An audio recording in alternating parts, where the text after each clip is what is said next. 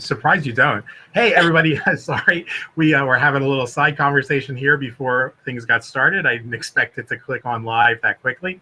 But this is Dr. John Michael Salvato. You are watching Inner Alchemy, which is a part of our 200-day Mindshift Mastery Program. Inner Alchemy is a program we bring you every Friday afternoon at 1:30 Eastern Time. And it's an opportunity for us to sort of the culmination point of a week of taking daily steps, daily mind shifts, as we call them. And on Friday, we kind of talk about the bigger picture, sort of the metaphysical approach to all of the mind shifts we've made that help us in our business and help us in our relationships. And today, our focus is on the idea that everything in life cooperates by some physical, universal, and spiritual principle.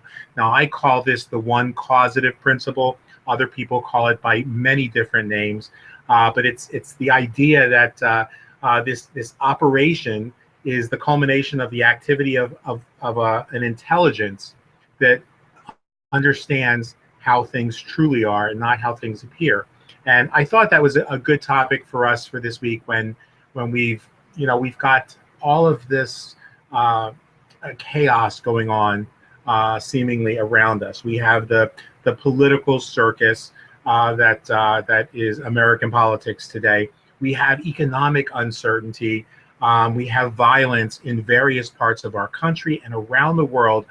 And I just really started to see a lot of people, a lot of friends, a lot of really good people begin to feel the impact emotionally, physically, spiritually of all of these things happening.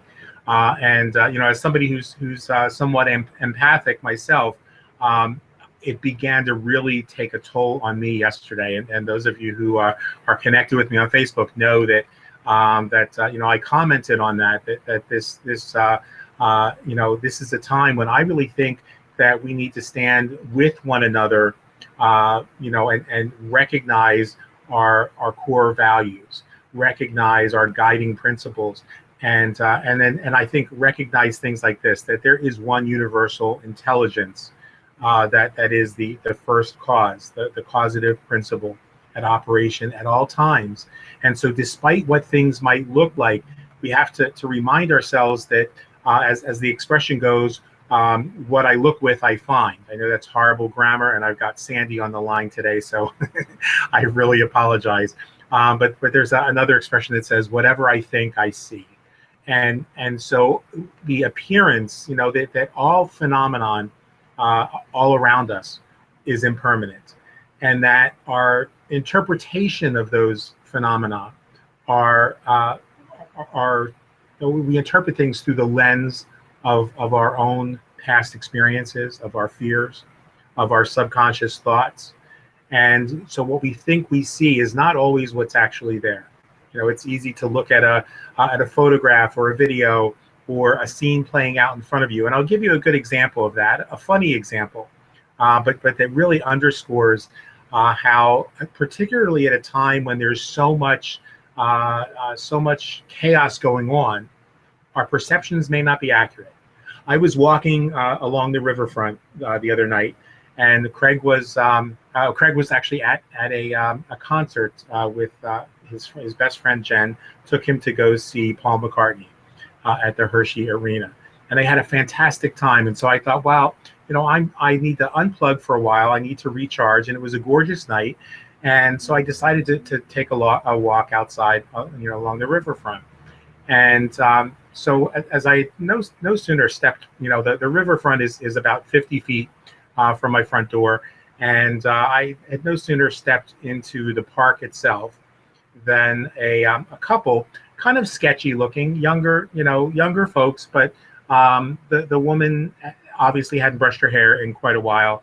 There was little bits of leaves and twigs, and I've seen these folks have some issues with the police from time to time in the area. I've seen the woman particularly have issues for some sort of illegal activity because it results in her being taken away quite often. And I don't know what the situation is, but they were approaching me. Now, my first thought was that this could be a couple who is used to my bringing meals to the homeless, in the park, and maybe they were hungry, and if they were, I was going to see what I could do to get them some food. But as they approached, it was clear that they weren't, that wasn't the issue. And the guy said, "Do you have?" And then something completely unintelligible to me. And for a moment, because of sort of that frenetic feeling, that sort of intensity that they had, for a moment, I actually thought I might be about to get mugged again. Because they were kind of mumbling, and apparently had a couple cocktails, and they asked me for something I didn't know whether it was, they asked me if I had any money, if I had a phone they could use. I didn't understand it because it made no sense to me. It sounded like gibberish. Well, they were not mugging me. And what they were asking me for, which I still can't tell you today exactly what it was something related to Pokemon. So yes, even the homeless are getting in on this Pokemon Go thing. But you see, my perception, my fears, because I've been mugged twice in the park here on the riverfront at about that same time of night. So I was interpreting the events that were unfolding in front of me through the lens of my past, through the lens of my fears. And there is a better way for us to live our lives. And there was a point in time a couple weeks ago where Craig and I were determined that we were going to move out of this beautiful place, that we were because there were some issues with electricity, with the electrical work and the plumbing, that were all very easily fixed once we actually got workers out here. But we were willing to give up this beautiful view, give up our location, give up the walkability that allows us on so many nights just to walk to grab something to eat, or to walk to socialize with friends, or just to get some exercise and connect with nature. And we were going to give it up because we were interpreting everything through the lens of fear after one of our neighbors was murdered 2 weeks ago, as he was walking home from his brother's wedding. And so my point today is that I understand, first of all, that there is chaos, and there will be chaos all around us. That this past week, we've talked a lot about taking back that control, identifying our mission statement, recognizing that sometimes we can be visionaries but not follow through on that vision, and that is what results in our lower results, lower performance than peak performance. And so as I'm preparing this weekend, I'm putting together a lot of content. It's going into the new Peak Performance Blueprint site and the new membership program that we're going to be offering as a means of making my personal coaching accessible and affordable to everybody. Then I've really started to look at this idea of the principle of the operation of principle, as we call it. It allows us to see to an even greater extent that all things are connected, that the point of origination within any circumstance, any situation, any activity is always love. It's as Marianne Williamson said, that call to the return to love, to recognize that there is one unifying principle in the back of everything and underlying all activity. And so today what we want to kind of do is just make sure that as we're starting our weekend off, we rely on that one unifying principle. When there are things in our lives that we're not sure of, decisions we have to make, it's always helpful to just return to the moment and recognize that one unifying principle, that one cause for good. Now that doesn't mean that bad things don't happen. It doesn't mean that chaos doesn't continue to exist. It doesn't mean that there's insanity, going on in the political world, in the financial world, in terms of our communities and our country and the world. But it means that through all of that, we can find that place of peace and that place of balance, and recognize that sometimes we just have to unplug and distance ourselves. It's particularly difficult, I know, this year, this political season, because people are, for really probably the first time since the 40s and 50s, are finding themselves just overwhelmingly bombarded by fear-mongering tactics. One can't turn on a television and listen to either one of the primary candidates without hearing nothing but fear-mongering, very little substance, very little real content, lots of hatred, lots of intolerance and bigotry, lots of excuses, lots of condescension, and mostly fear-mongering. And so when we find ourselves in that situation, the best thing to do is just to say, I'm walking away from the train wreck, and bring ourselves back to that point of clarity that says, no matter what happens, I'm in charge of my economy. I'm in charge of my life, my freedom, and that we'll always have choices.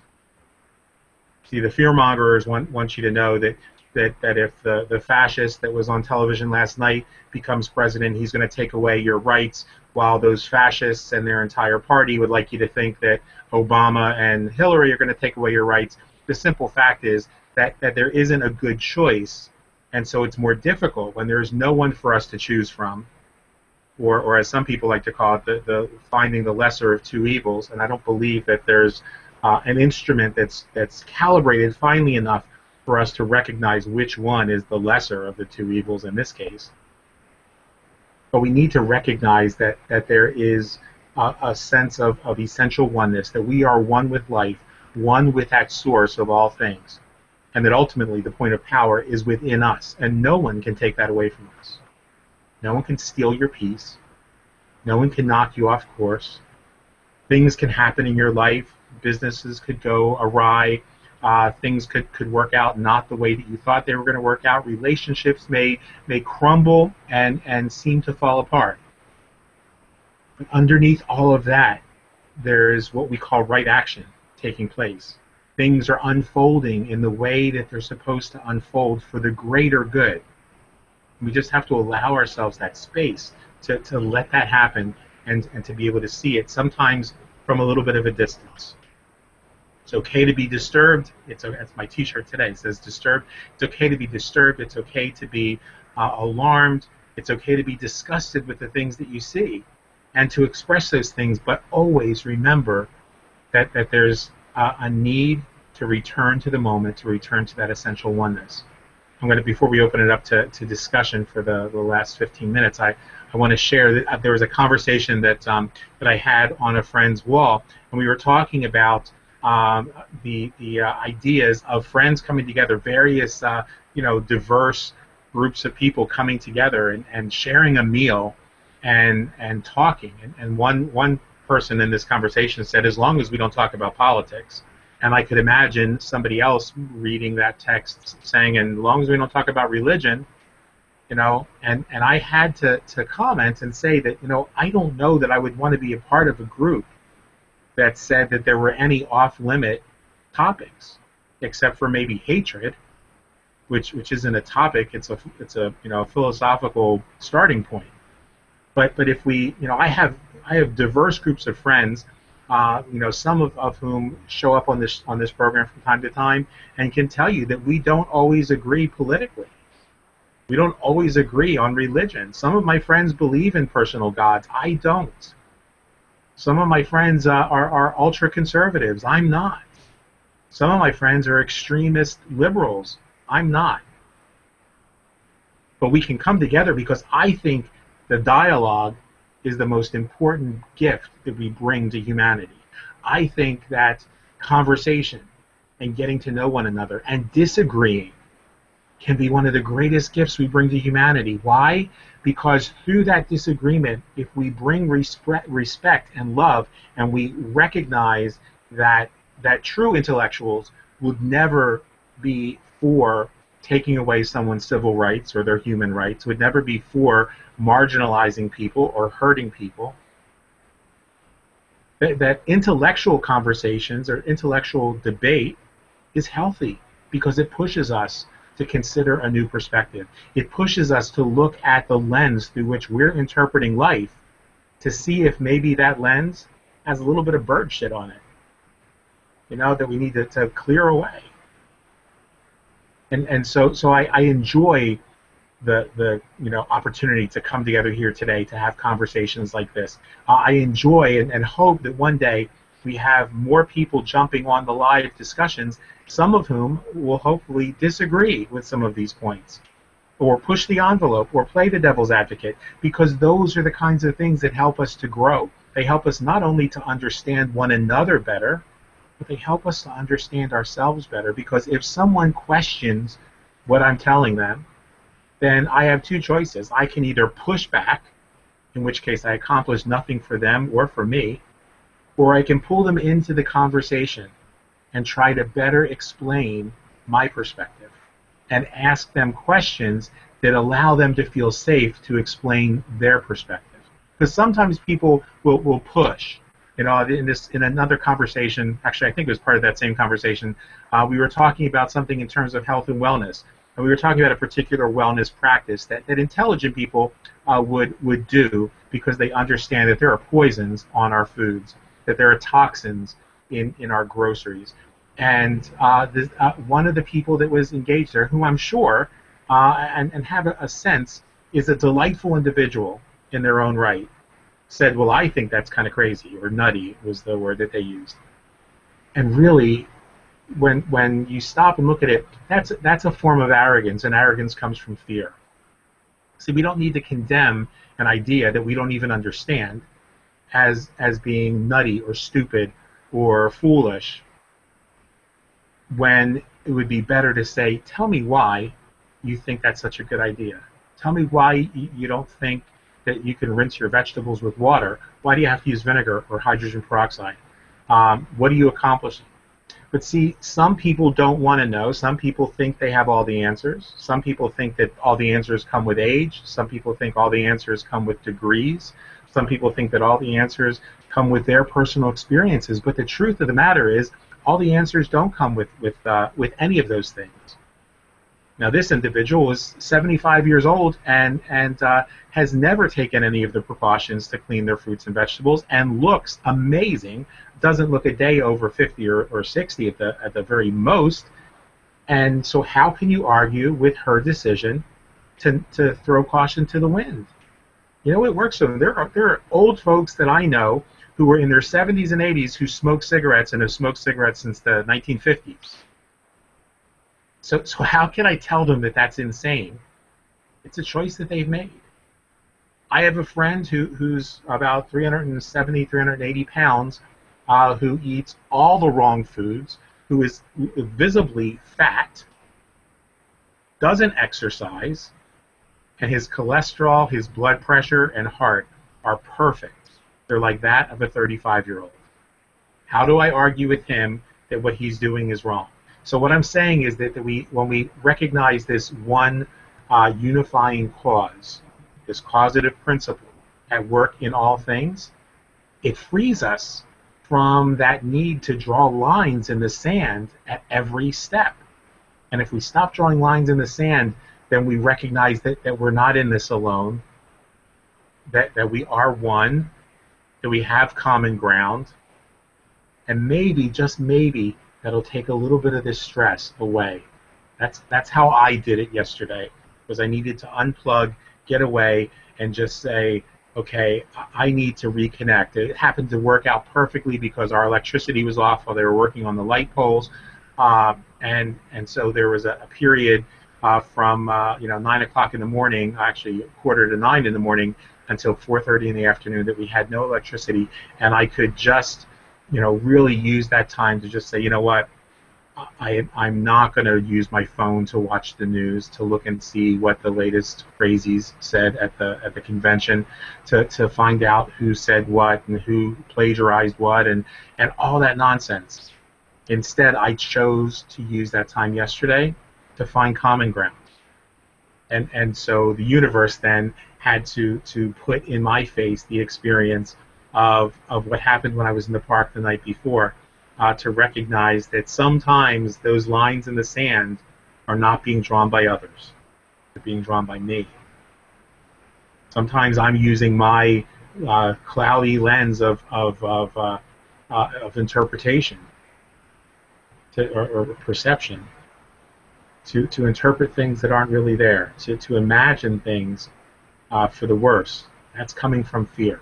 So today I'm hoping that we can return to love and take this through the weekend and make this weekend an amazing experience that carries over into the new week. So guys, jump in and share with me some of your thoughts and ideas on this topic. As you get ready to do that, let me say real quickly too, Reverend Robert Brzezinski sends his love. Excuse me, one of his students that he's working closely with in their collegiate studies or academic studies is going through a big time today, a big event, and so he said he wasn't going to be able to be with us this week. He should hopefully be with us next week, but he did ask me to make sure that I send my love to all of you guys, or send his love to all of you guys, and we certainly send ours back to him, and I told him that our thoughts are with him and his student. Hiya, can you hear me? Yes, we can. Hi, yay. Yes, while you were talking there, I was just connecting with or reflecting on the fact I am a new auntie and my sisters had a new baby last night. So yay, all went well.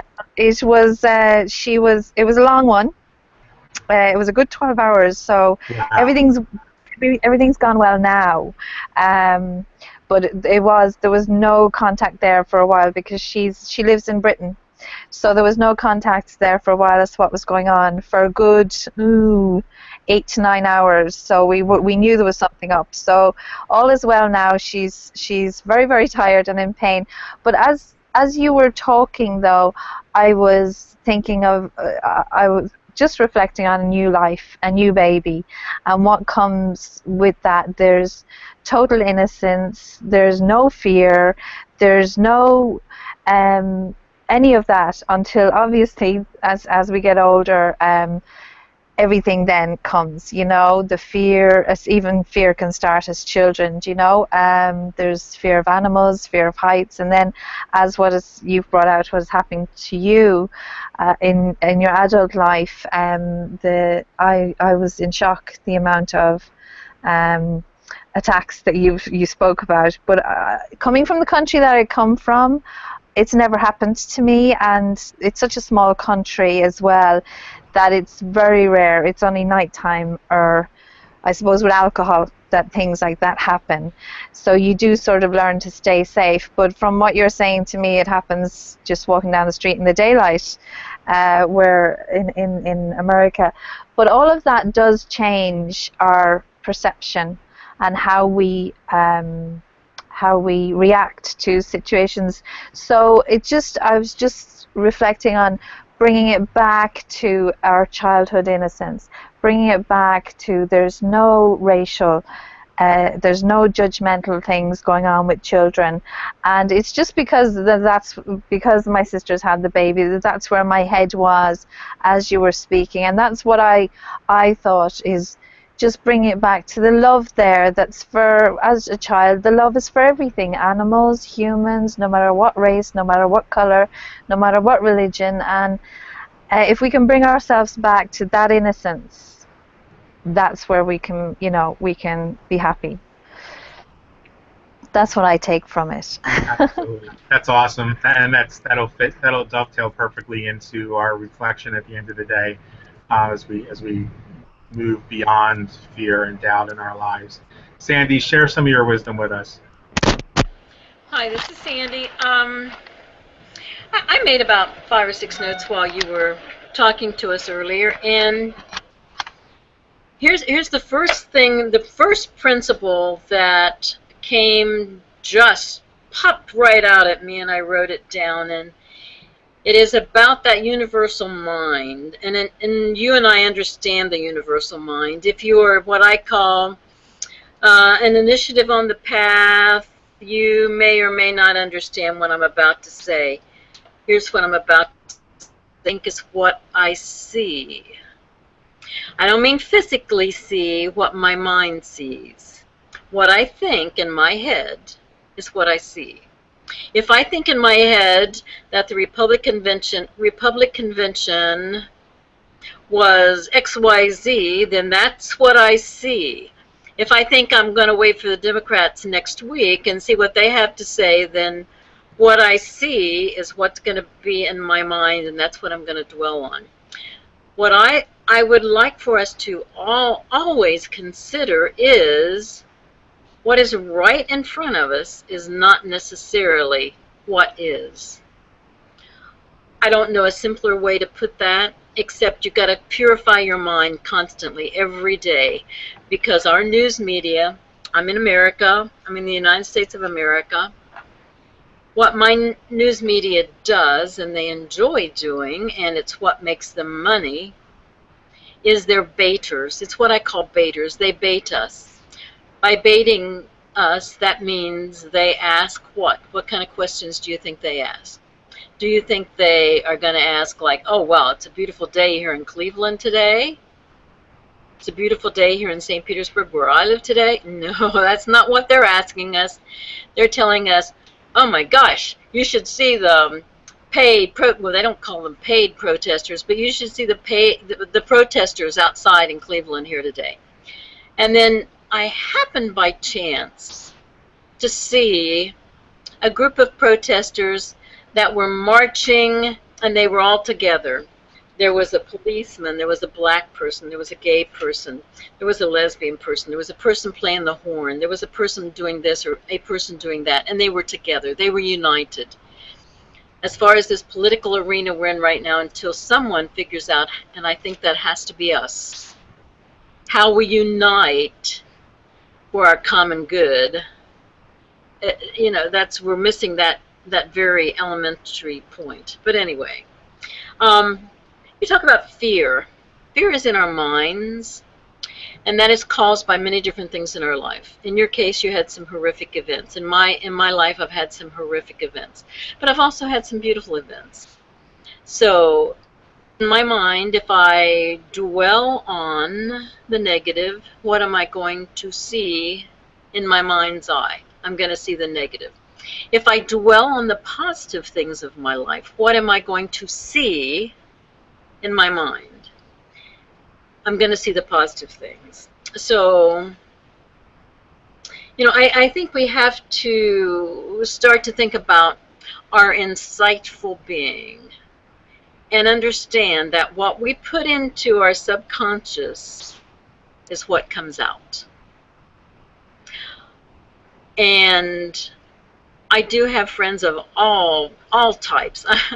I have Jewish friends, I have Christian friends, I have Muslim friends, I have all kinds. In my areas of the life I have lived and that I have walked in, I have never limited anybody in my life because of who they were or what they were. I embraced them and brought them to me.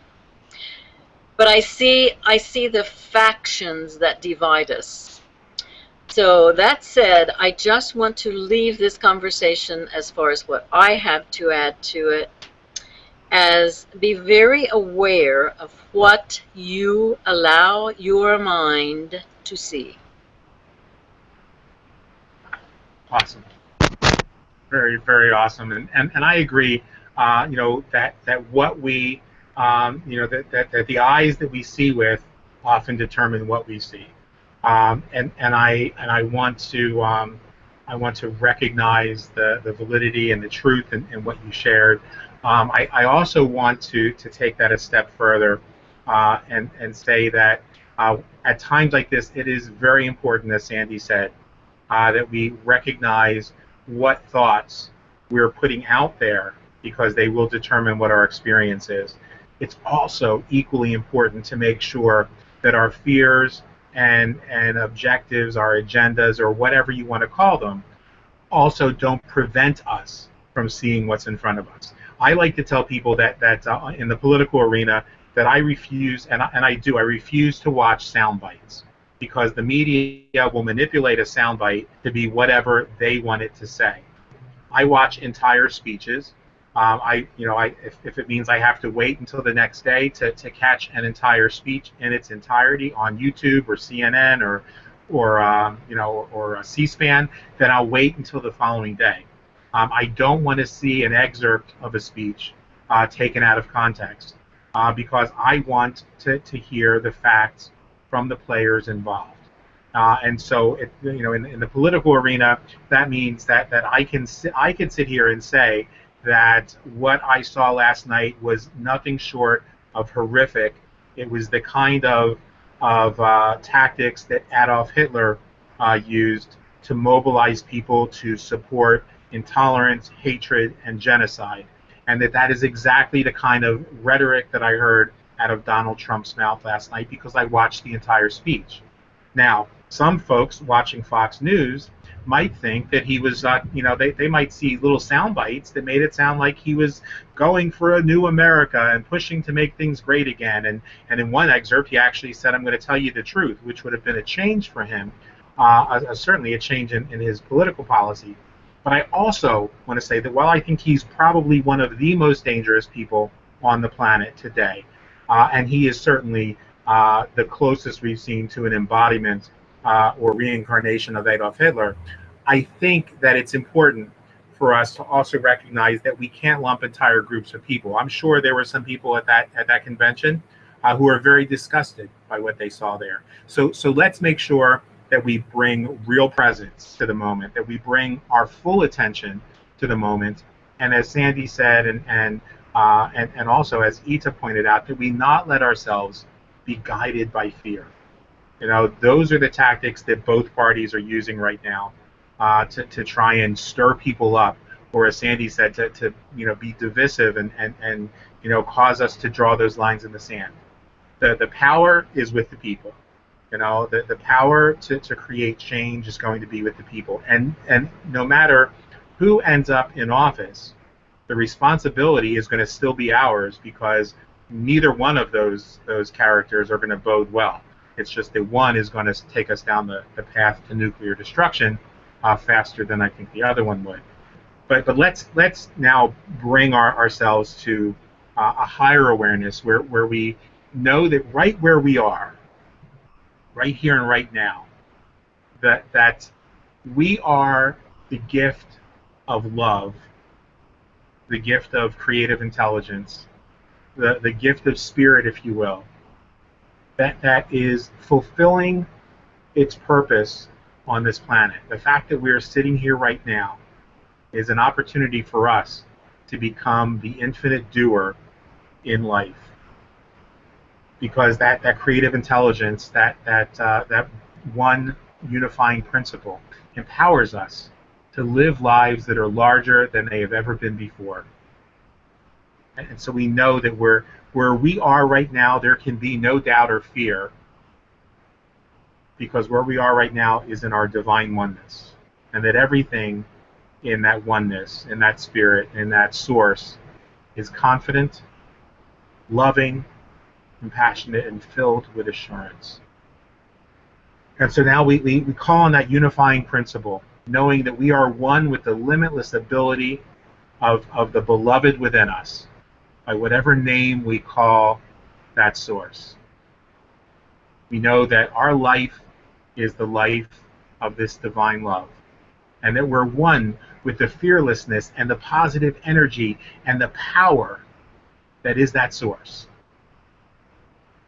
And all that we are right now is filled with, lifted up by, and supported through a mind that recognizes this oneness, this unifying creative principle in all things, in all that we do, in all that we think and say. We easily now move beyond fear and doubt, and we place in consciousness the awareness that a part of us knows what it knows and recognizes the divine perfection in all things. This realization is a realization that nothing can stand between us and our ultimate good. And so we claim right here and right now for ourselves this sense of fearlessness that moves us beyond limitations, this sense of fearlessness that removes all doubt from our mind, from our experience, this sense of fearlessness that says we are okay and we will continue to be okay. And so we claim for ourselves the ability to rise above those things which may be obstacles those things which may inspire fear, which may inspire doubt. We no longer desire to hold thoughts that create disharmony, disunity, or imbalance. We no longer entertain a sense of needing to waste our time and energy drawing lines in the sand. And so we give thanks that this awareness, this treatment, this affirmation has already been set forth into law. That one causative principle has already begun to manifest changes in our life right now. And so we give thanks for this awareness, and we release our treatment, our word, into the law of mind, knowing, believing, sensing, and accepting that right now there has never been any need for this treatment, where it has always been an accomplished fact. So we release this word to do its good and perfect work, to return to us abundantly multiplied in our experiences and enriching every moment of our time. And so it is. Guys, I thank you for spending time with us today, and thank you for spending time throughout this entire week. I hope it's been a good week for you. I did miss everybody yesterday, but hopefully you've taken time to go to the blog and check out yesterday's reflection, as it all ties into this culmination point today. I hope that you'll take this sense of fearlessness, this sense of releasing doubt and the need for drawing lines in the sand into your weekend, and then carry that forth into the week. And I know that as we do this, we'll begin not only to transform your life, to transform your business, to transform your relationships, but by doing so, we will transform this world. So I thank you for giving me the opportunity to share these ideas with you. I encourage you to stay in the moment, to be grateful for the things that you've got. That opens the door for the abundance that's ready to flow in right now. And to always remember, the best is yet to come. We'll talk to you soon. Love you guys.